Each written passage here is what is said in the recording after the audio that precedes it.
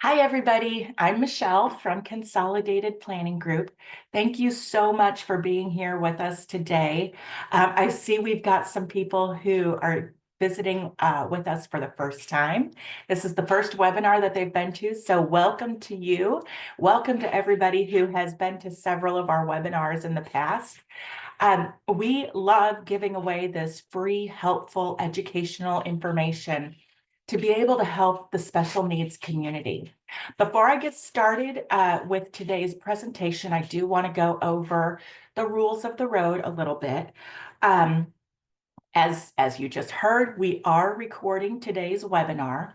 After we're finished with the presentation today, we will email this webinar and the slides to the email address that you used to register for this webinar. So if you are having trouble finding it, check your spam folder, but we do send this out after every webinar we host.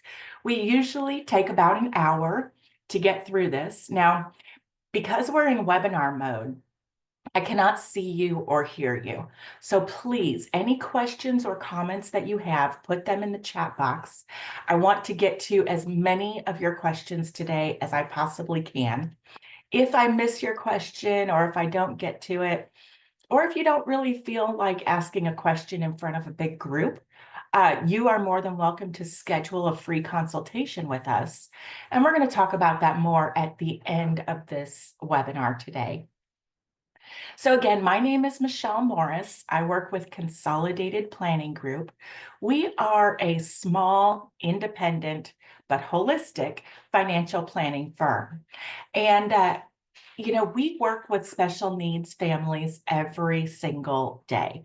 It's not just we're financial planners who can, once in a while, work with families who have an individual with some kind of intellectual or developmental disability.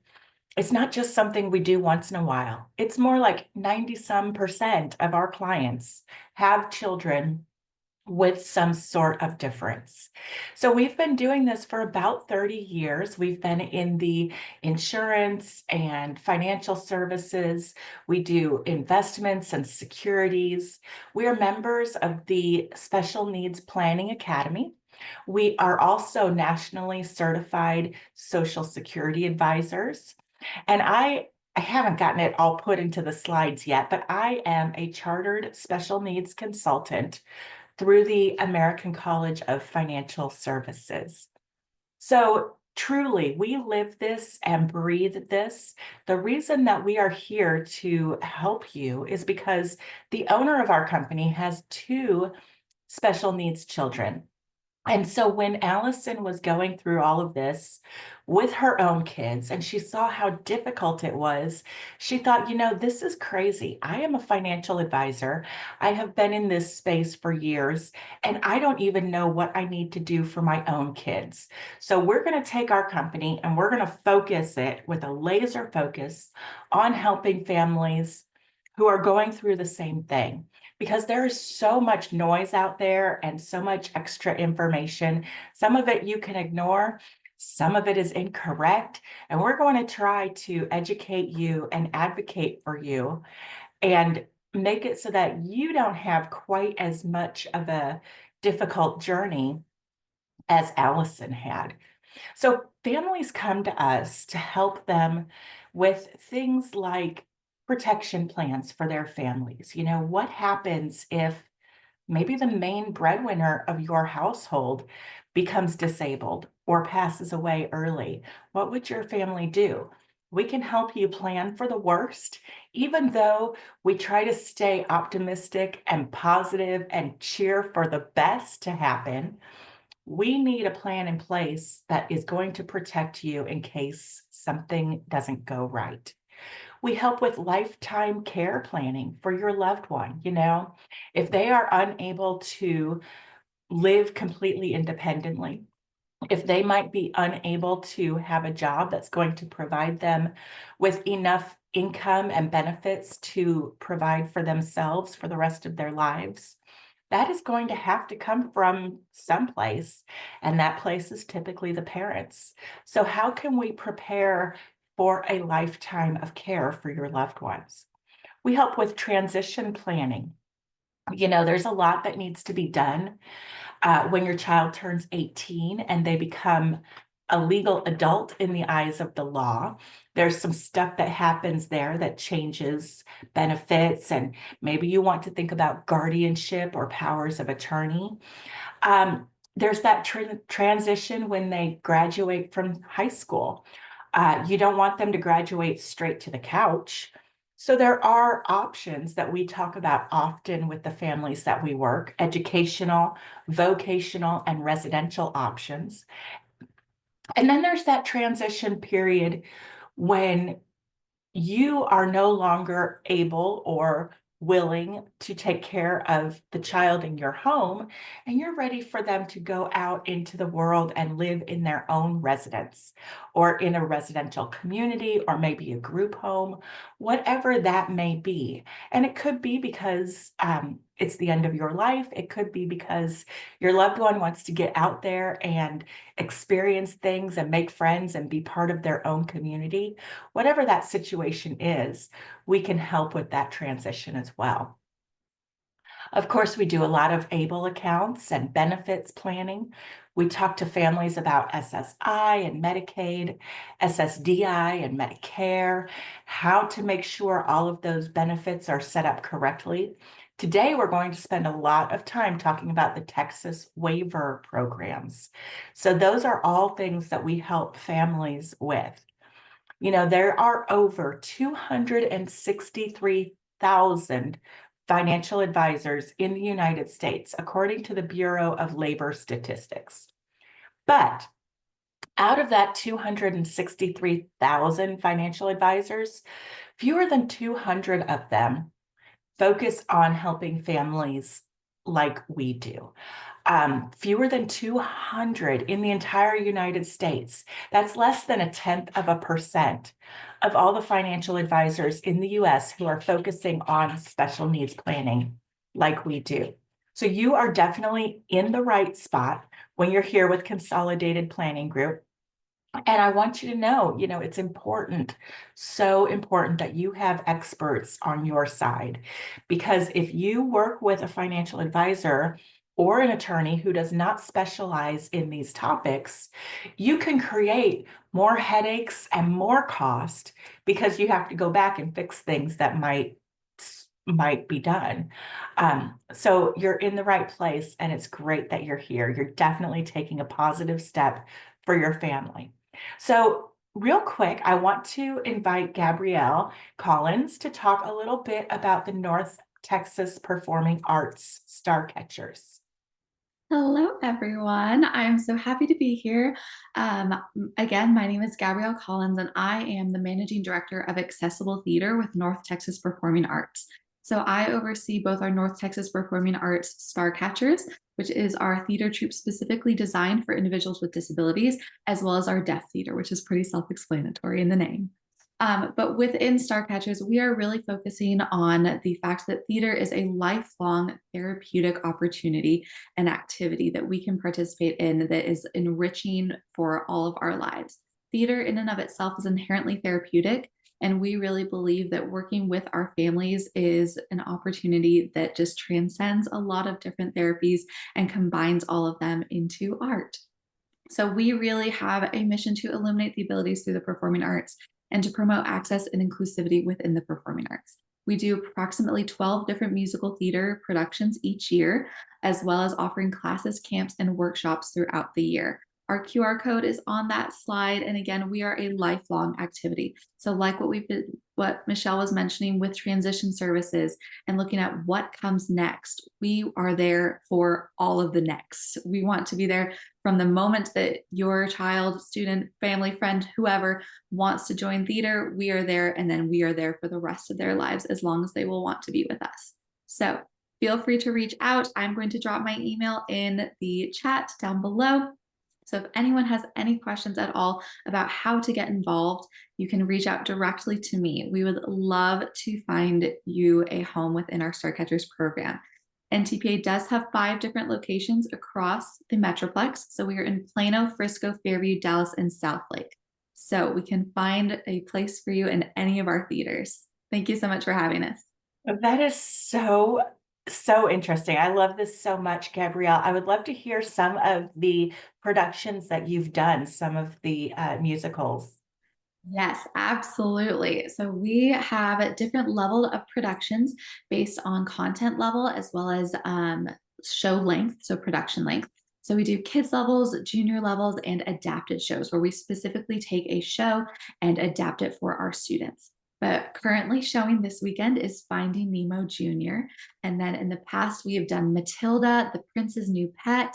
We have upcoming Beauty and the Beast. We are putting on a lot of different productions that are fun and ones that our families are really familiar with as well. So that makes it all the better. Oh, that is so fantastic. And my last question, are these open to public audiences? Is the public able to come buy tickets and watch these performances? Absolutely. We would love for anyone and everyone to come check us out. So, for example, our shows this weekend, we always run 3 shows. We do a Friday, a Saturday, and a Sunday show, 2 evening performances, and 1 matinee. And we have these tickets open for everyone. So, on our website, you can find tickets as well and go in there and purchase your tickets to come see a show because we want as much exposure as we can so that people know who we are and that we are there for them. That is such a fantastic program. Thank you so much for being here today and for helping share this information and sharing with your audience. So again, today's webinar is going to be focused on Medicaid waivers, SSI eligibility, and making sure that you preserve those benefits for your loved ones. Again, I welcome you to put any questions or comments in the chat. We are recording this webinar, and if you don't want to ask a question in public, you can either call me or email me, or you can set up a consultation with us, and we'll talk about that a little bit later.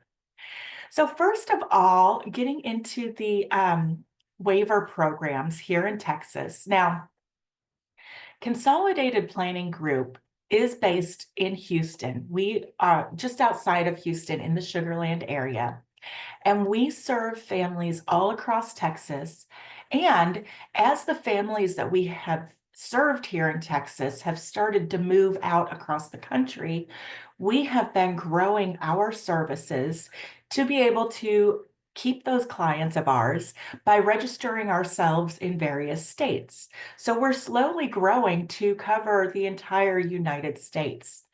So these waiver programs are available in every state, but each state has their own sets of programs, their own title names for the programs and who they serve, their own waiting lists.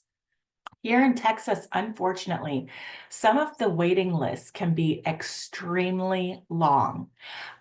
When I first started with Consolidated Planning Group in 2020, we were told to quote 15 to 17 years waiting time for some of these waiver programs, some of the big ones that serve many, many different individuals. Now, it's 2024. It hasn't even been that long. Now we're being told that the wait time is more like 20 to 25 years for some of these programs. Now, there are some states where the wait time is 2 to 5 years. There are some states where there is no wait at all for these waiver programs. You are able to just move into that state, get signed up, and start getting services. Unfortunately, Texas is a little behind on this. So write your local congressman, your senators, your lawmakers, your representatives, and be heard, make yourselves heard so that we can try to improve this situation. That's my little soapbox for today and all. I won't say any more, but that's the way we're going to be able to get things done, is to make our voices heard. So the first one on this list is CLASS, Community Living Assistance and Support Services. That is a very wide-ranging waiver program, and it does have a very long wait list because it serves a lot of people. DBMD stands for deaf, blind with multiple disabilities. Now, in order to qualify for the DBMD waiver, your child, they have to be deaf and blind and have another disability. So you can see that it's a little bit rarer. It's a little bit less common for a person to have all three of those criteria met. So the waiting list for DBMD is quite short. HCS, Home and Community-Based Services. There's Texas Home Living. Medically Dependent Children's Program, MDCP. Again, this serves a smaller set of people because they have to be medically dependent. There's the Star Plus waiver, Youth Empowerment Services, and Community First Choice. So these are the main ones that we're going to be focusing on today. There are over 100 different waiver programs for various circumstances in Texas, but these are the ones that really focus on the special needs community. So going into each of these different programs, CLASS is meant to give home and community-based supports to children and adults with what they refer to as related conditions. There are over 200 different conditions that they consider. Cerebral palsy, spina bifida, IDD, autism, a lot of different things. But you have to have proof that your condition, your diagnosis, whatever you would like to call it, started before the 22nd birthday. So this is not for disabilities that come up later in life. This is for something that you've been living with since you were under age 22. And all of the waiver programs, the reason they do this is because these waiver programs are designed to keep people out of nursing homes and state-run facilities and keep them living in their own communities and with their own families. That's why they give you money. That's why the state is helping give money to families so that they don't have to move their loved ones into a facility. DBMD, I mentioned deaf, blind with multiple disabilities. This is for children and adults who have both deafness and blindness, or if your condition is going to lead to being completely deaf and blind. You don't have to be completely deaf and blind to sign up for this one, but it has to be headed in that direction. Home and community-based services, the HCS waiver. This one is kind of referred to as like the Cadillac of the waiver programs. It has a large budget and everybody loves HCS because one of the main benefits is that they help pay for housing. So HCS, they give services and supports to anyone with an intellectual disability or any related condition. They can live in their own home in a small group home that has no more than 4 people. So if they're going to be going to a larger community, they would not be able to use the component of the HCS waiver that would pay for housing. You can still use other services that are provided through that waiver, but you can only use the HCS waiver housing for certain communities. And they do advertise that. They will let you know ahead of time if their community or their residential program takes the waiver.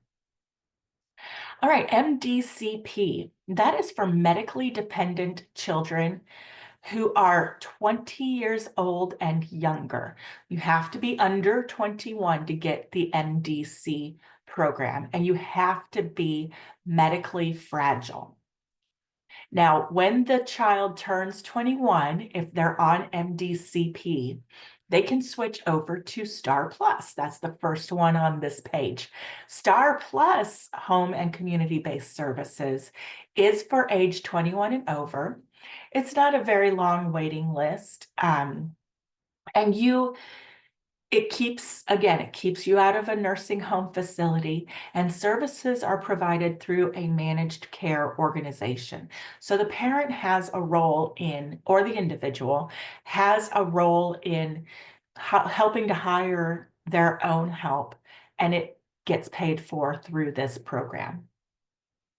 Texas Home Living, another one for everybody who has an intellectual disability or a related condition. Again, they want to make sure that they're helping you stay in your own home or your family's home. Youth Empowerment Services, the YES program, this is a little bit different. This program is meant to serve children under the age of 19 who have a mental, emotional, or behavioral difficulty. That has to be your primary diagnosis. Your primary issue is a mental, emotional, or behavioral difference.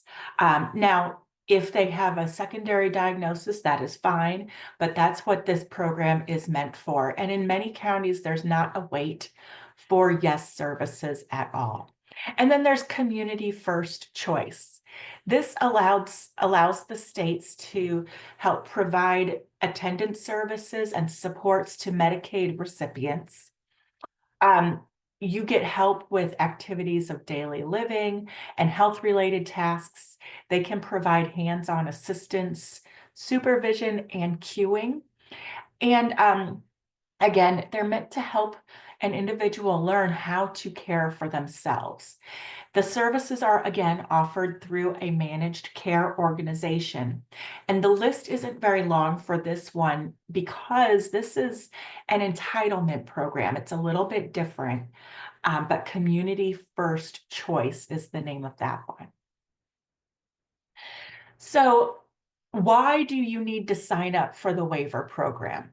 Because they provide a fantastic array of benefits that will help you and your family. Even if you have to wait 20 years or more to be able to get these benefits, it's still going to be hugely beneficial. So we always tell people to sign up as soon as you possibly can for the waiver programs because they can help pay for adaptive aids and other equipment. It can help pay for financial management services like Consolidated Planning Group. It could help pay for supported employment and employment assistance. Minor home modifications. The minor home modifications, they will pay $7,500, but they will only give you that one time. So make sure that you're in the home that you're going to be in for quite some time if you need minor home modifications paid for. They can pay for respite care, therapies like music, massage, recreational therapy, occupational, physical, speech, all of it.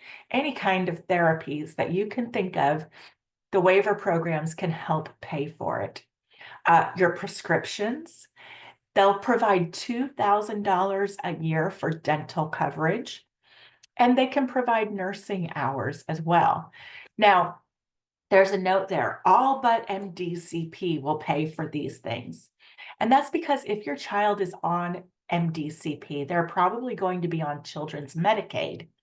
And that already pays for those items anyway. So your children will still be able to get those services.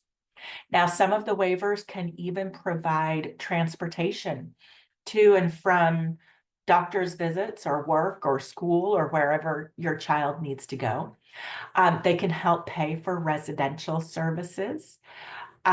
We mentioned equine therapy, day-hab programs. I know we're calling that ISS now, individualized social supports, something like that. Anyway, they can help pay for that and nursing hours.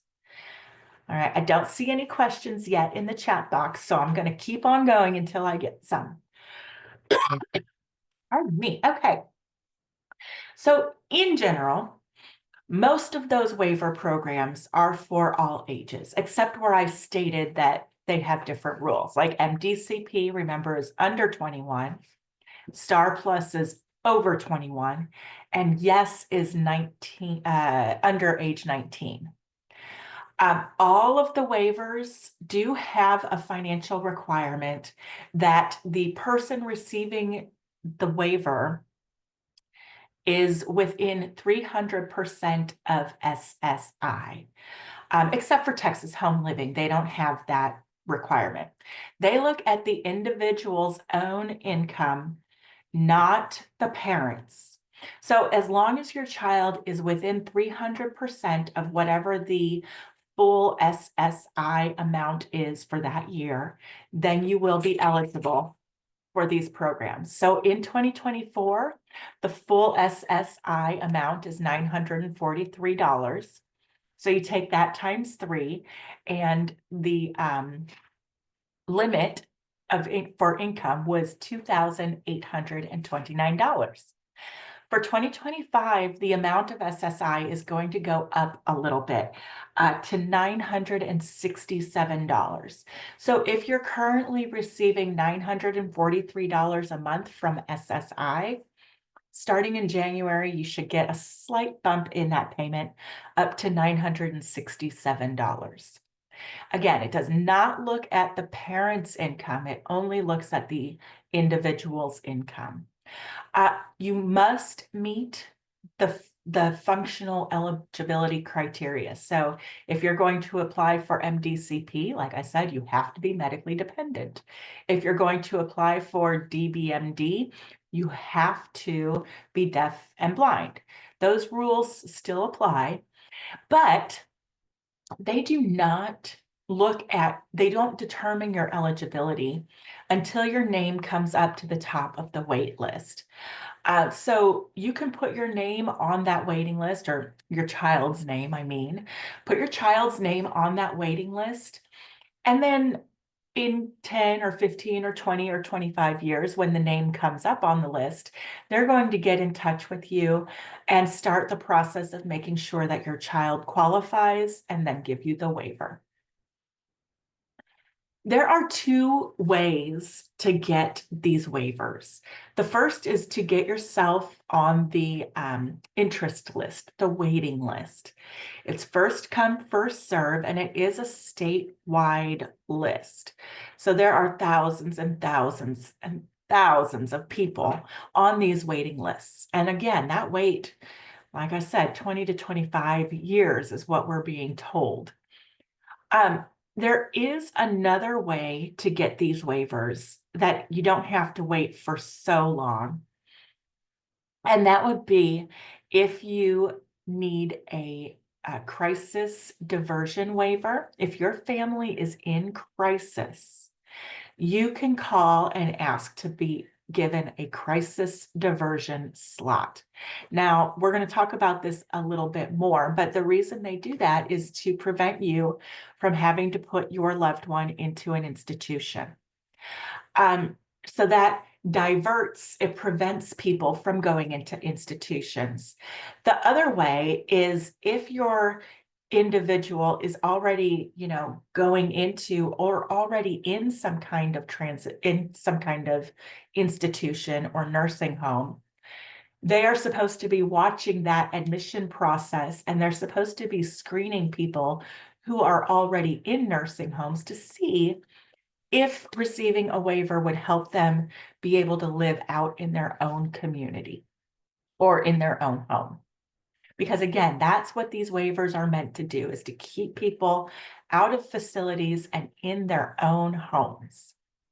So let's talk first about the wait list. That's the first way you get waivers, right? Is to be on the wait list.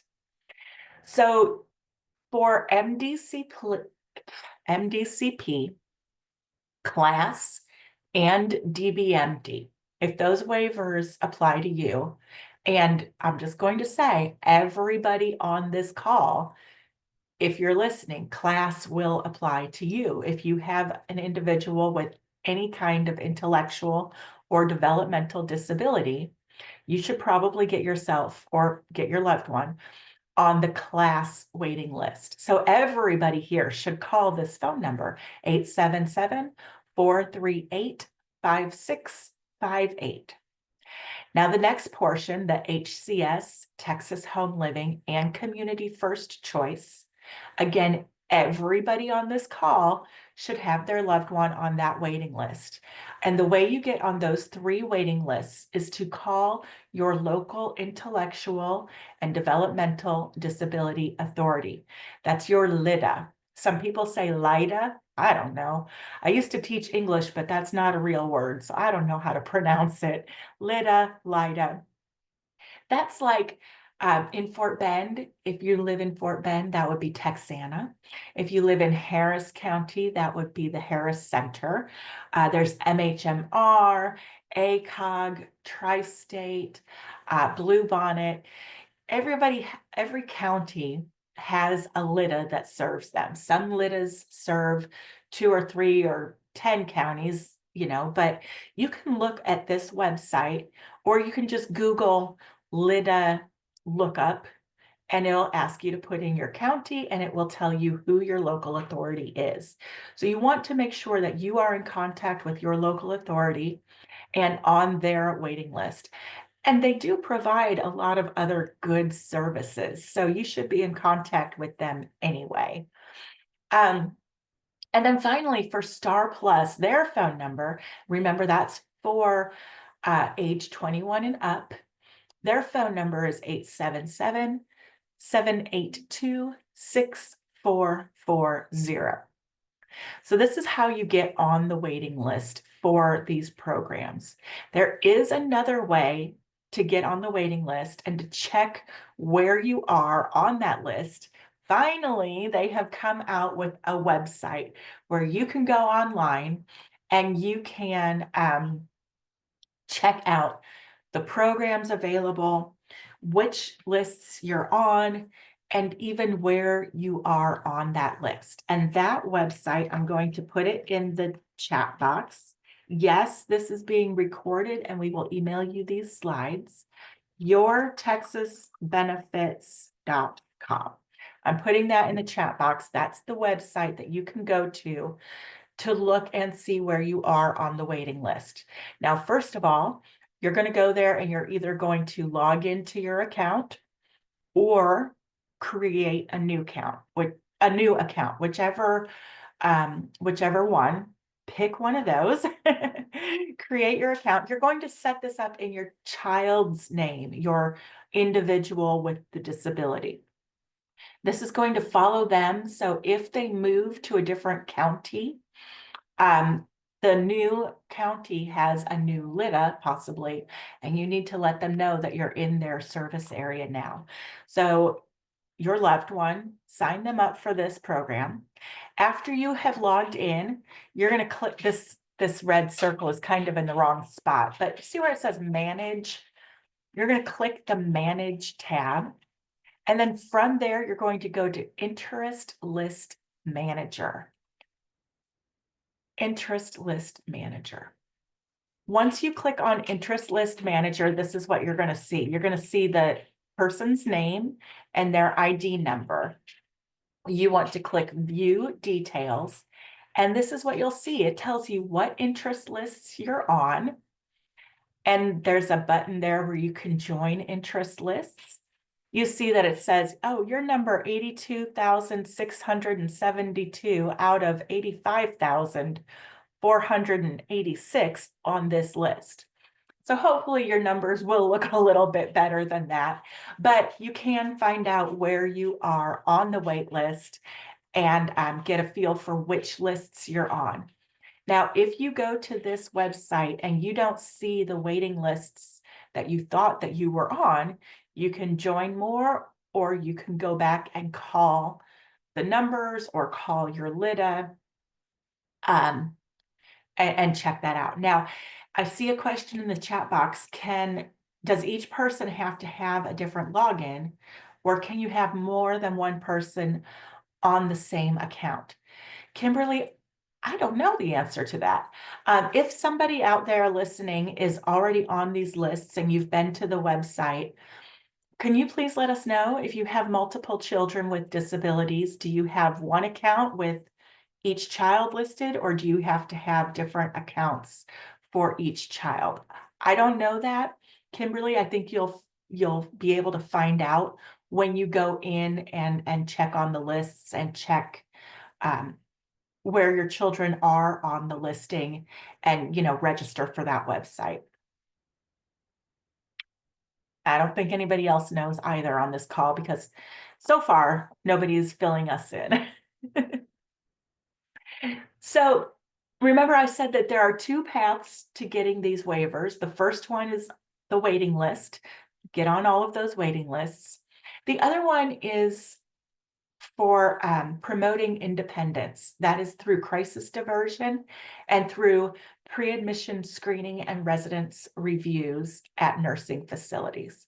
So let's talk about the crisis diversion spot.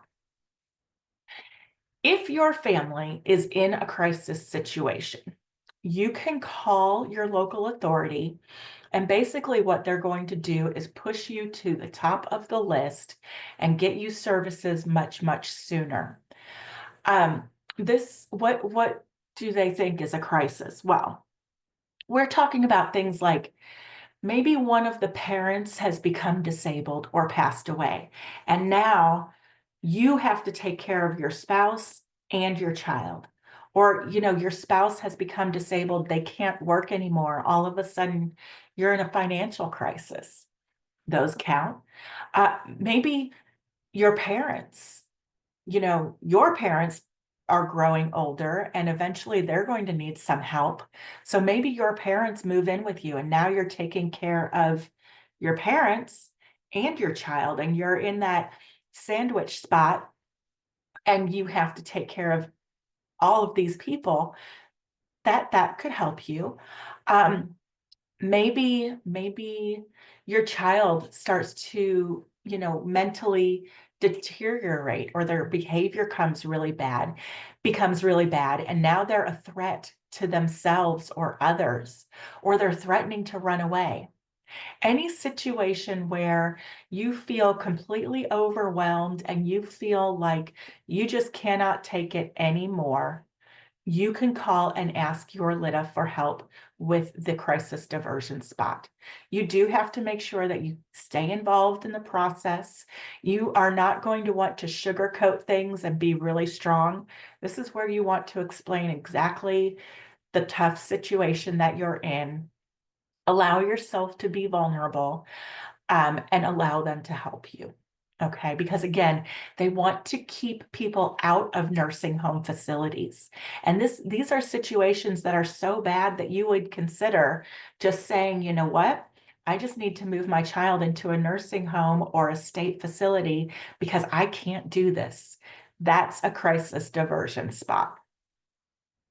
And yes, aggression would be considered a crisis situation.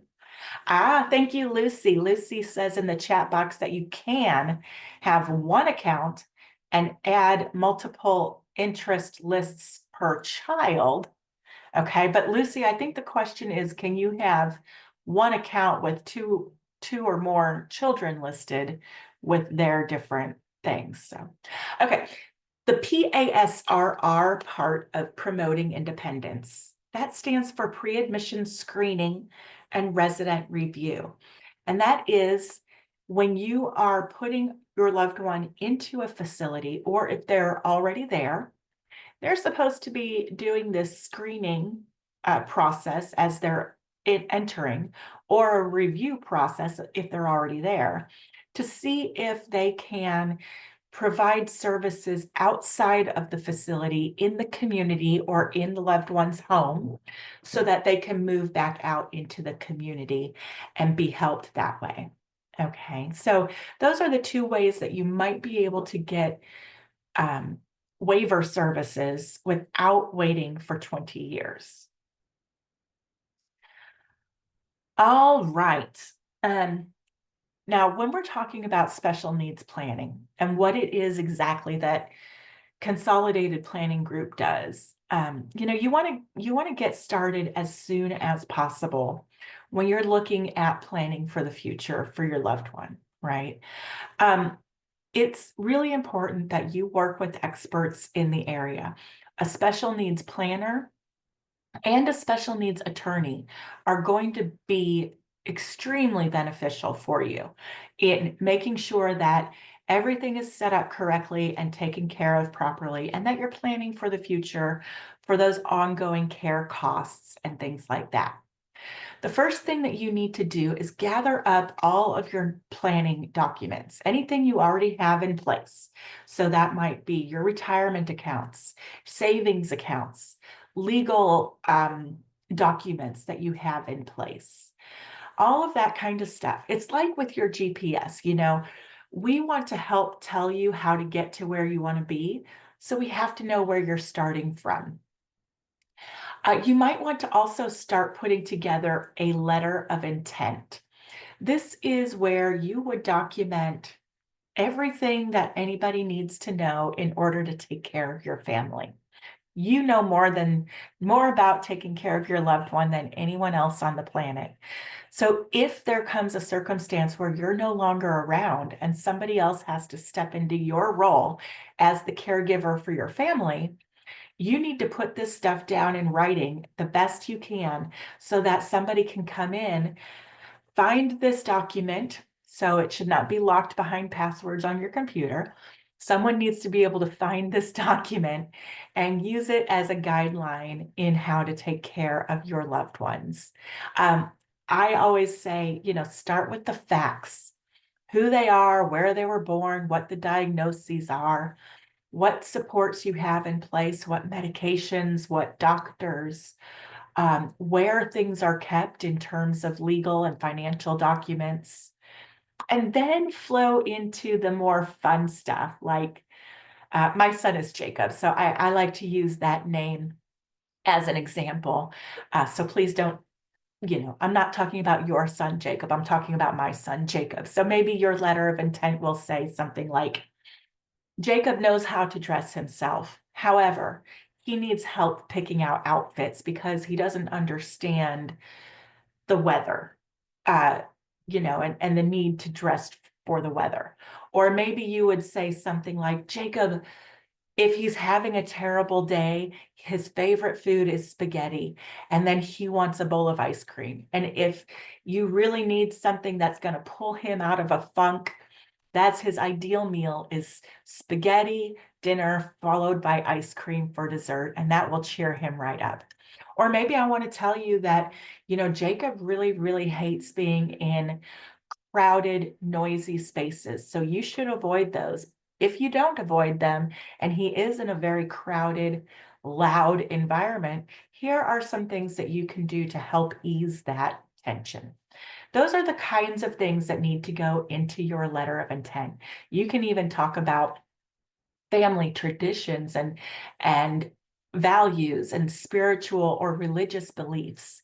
Anything that's important to you in the raising of your children, you can put into the letter of intent. And then finally, as you're going through this and as you're thinking about planning for the future, you really need to think about what your vision of the future looks like for yourself and for your loved one. What do you think that they're going to be doing in the future? What does that look like in your eyes? And bring them in on this conversation. What do they want for their future? What do other family members think would be a good future? Make this a family homework assignment, bring everyone in. Of course, we know that you worry a lot probably about how you're going to pay for that future care for your loved one. Because, many people think about saving for their own retirement. I mean, I hope everybody thinks about that. So typically you have your own retirement to worry about and plan for and save for. Then you have maybe a spouse's retirement to think about as well. Well, paying for your children's care after you're gone, it's like a third retirement bucket, and it's nearly as much money, if not more, depending on their care needs. So how on earth are you going to pay for that? Well, the first thing is to make sure that you preserve their eligibility and you make sure that they get those state and federal benefits like Medicaid and Medicare, SSI and SSDI, the waiver programs, because those things are going to help defray some of the costs of caring for your loved one. So they're very important that you follow the rules and you make sure that your children stay eligible for those benefits that they can get. You need to establish a special needs trust to put money into, because that is one place where your child, your loved one, can have money that will not count against them for their benefits. Any money in a special needs trust won't count against them. So it's important that you work with an attorney who focuses on special needs topics, who can get that set up for you. Your life insurance that you currently have and any assets like your investments, your home, maybe your bank account, all of those things can provide the funding for that special needs trust. Now, there is one other place where you can save money for your loved one, and that would be an ABLE account. An ABLE account is a 529 account. You might have heard of a 529 college savings plan. That is for money that will only be used for educational expenses.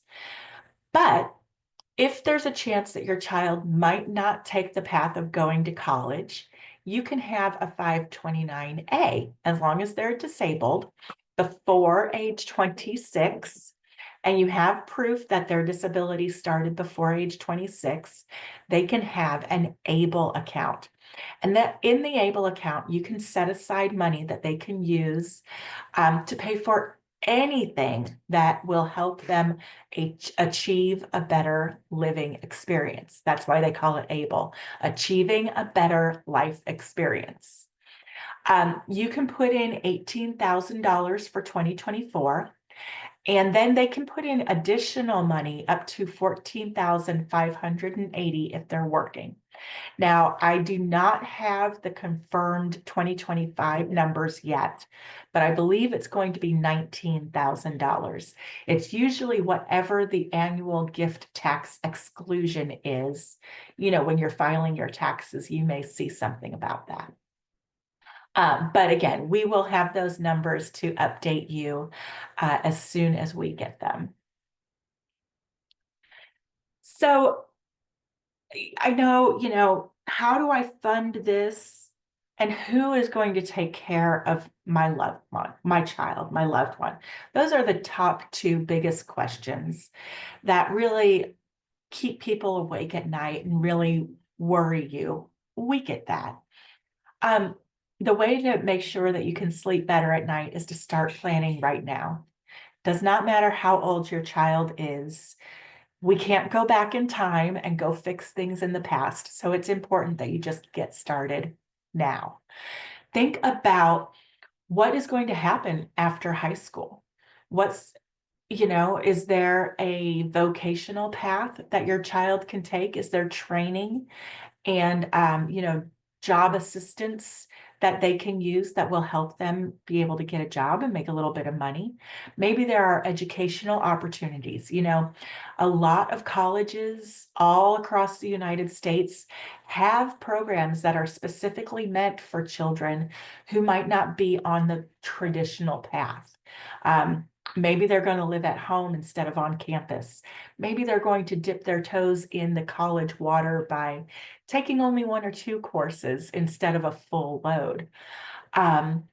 Maybe they're going to take classes that are more adapted to their needs. And there are, of course, transition programs, partial care residential programs, and full care residential communities where your children can go. And they might have some waiting lists. We do recommend that you tour these programs, anything that you're interested in for your loved one.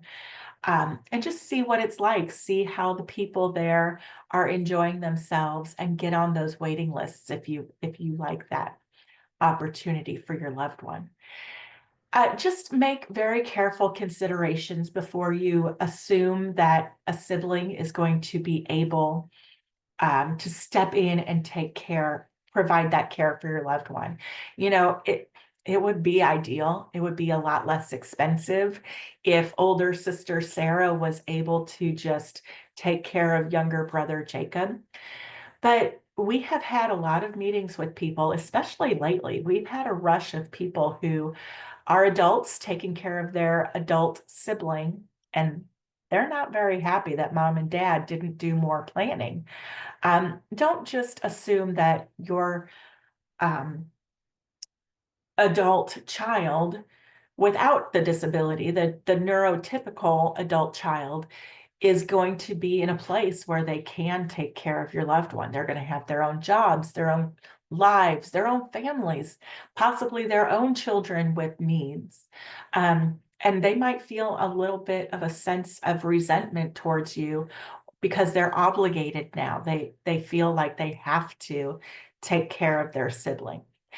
And it goes the same way for the sibling with the disability, because all these years they've seen sister as sister, loved one, playmate. They have fun together, they're friends. And now all of a sudden their sister wants to step into the role of caregiver. That might come off as bossiness or trying to act like your mom. You're not mom. You can't control me. You can't tell me what to do.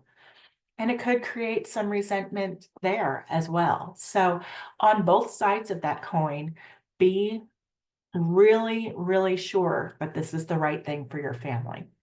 And like I said, by starting to plan now, you have a longer timeline to be able to make smaller, more incremental changes that are going to have longer, bigger impacts on your full financial future. So get started right away. We can walk you through things to keep on your radar. We do these webinars 2 or 3 times a week to help you. Um, Things like the waiver programs, the SSI, SSDI, future cost of care, ABLE accounts, beneficiary designations, your special needs trust.